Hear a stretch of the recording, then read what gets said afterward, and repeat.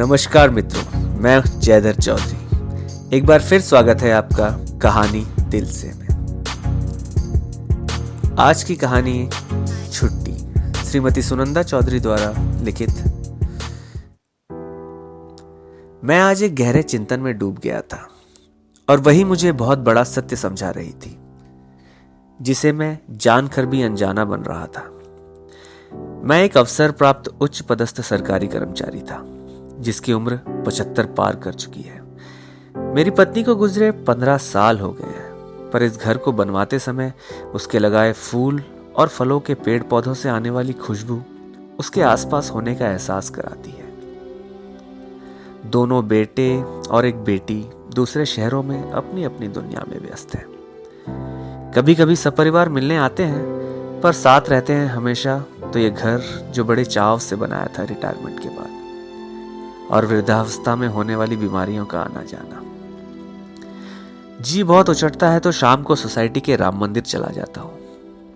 अभी कुछ दिन पहले मंदिर में सत्संग चल रहा था, जिसमें गीता सार समझाया जा रहा था। मैं भी जानता हूँ मृत्यु निश्चित है और खाली हाथ जाना ही है, पर मन जैसे एक मोह से बंध गया था, जिससे स्वयं को मुक्त नहीं कर पा रहा था।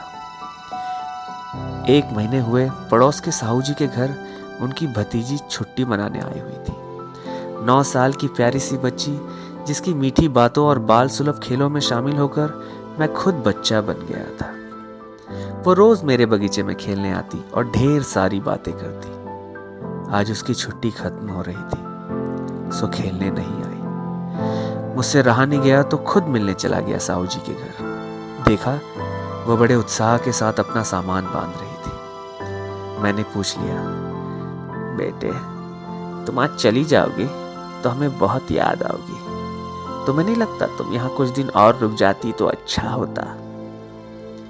उसने उसी सरलता से कहा, बड़े दादाजी मेरी छुट्टी तो फिक्स थी, पापा ने रिटर्न टिकट कटवा कर ही भेजा था, तो एक दिन भी ज्यादा कैसे रहती।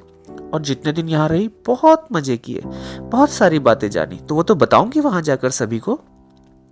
फिर छुट्टी का मजा तो इसलिए ही आता है क्योंकि हमें वापस अपने घर जाना होता है। हमेशा के लिए कहीं रह जाए तो वो छुट्टी मनाना थोड़ी ही होता है। उसकी बातों में कितना बड़ा अर्थ छुपा था। गीता सार भी यही कहती है, हमारा जन्म मरण पूर्व निश्चित है।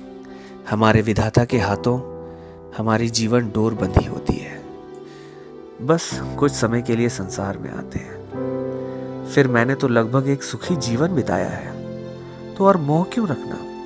जीवन को खुशी खुशी विदाई दे तो ही जीवन का मजा है, और जब तक हो दूसरों को खुशी दो, जैसे उस बच्ची ने। मन शांत हो गया था और भयमुक्त मोह मुक्त भी।